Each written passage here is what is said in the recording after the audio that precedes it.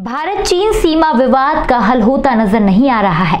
पूरे विवाद के बीच chief of defence staff general Bipin Rawat का बड़ा बयान सामने आया है। रावत ने कड़े शब्दों में साफ कहा है कि चीन के साथ बातचीत से विवाद नहीं सुलझा तो सैन्य विकल्प भी खुला है। भारत चीन सीमा पर हो सकती है सैन्य कार्यवाही। सीमा विवाद पर चीन को भारत का ultimatum. Chief of defence staff general Bipin Rawat बोले, चीन बातचीत से नहीं माना तो सैन्य विकल्प भी तैयार।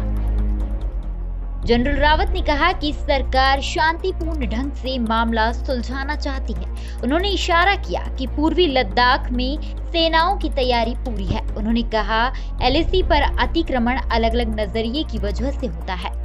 रक्षा सेवाओं का काम निगरानी रखना और ऐसे अतिक्रमण को घुसपैठ में तब्दील होने से रोकने का है।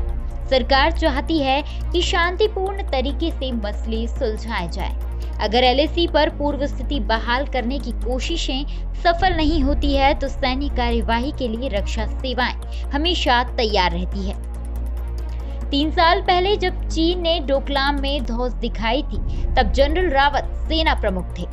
उन्होंने खुफिया एजेंसियों के बीच तालमेल की कमी की बात को सिरे से खारिज किया है। जनरल रावत ने कहा कि भारत की इतनी लंबी सीमा है कि उसकी लगातार निगरानी करने की जरूरत पड़ती है। उन्होंने कहा कि मल्टी एजेंसी सेंटर की रोज मीटिंग हो रही है। एक दूसरे को लद्दाख व अन्य जगहों की जानकारी दी जा रही है। कई दौर की बातचीत के बावजूद पूर्वी लद्दाख में तनाव कम नहीं हो रहा है। भारतीय सेना का साफ स्टैंड है कि चीन को अप्रैल से पहले वाली स्थिति बहाल करनी चाहिए। सैन्य स्तर पर बातचीत के अलावा विदेश मंत्रालय और दोनों देशों के working mechanism for consultation and coordination ने भी चर्चा की है। दोनों पक्ष कंप्लीट डिसएंगेजमेंट की दिशा में आगे बढ़ने पर बार बार सहमत हुए हैं, लेकिन धरातल पर असर नहीं हुआ।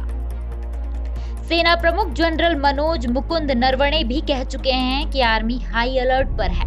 फॉरवर्ड पोस्ट के लिए कई हथियार, गोला बारूद और विंटर गियर खरीद रही हैं। एलएसी के साथ ऊंचाई वाले कुछ क्षेत्रों में तापमान सर्दियों के महीनों में 0 से 25 डिग्री सेल्सियस कम हो जाता है। 15 जून को गलवान घाटी में हुई हिंसक झड़पों के बाद दोनों पक्षों के बीच तनाव कई गुना बढ़ गया था।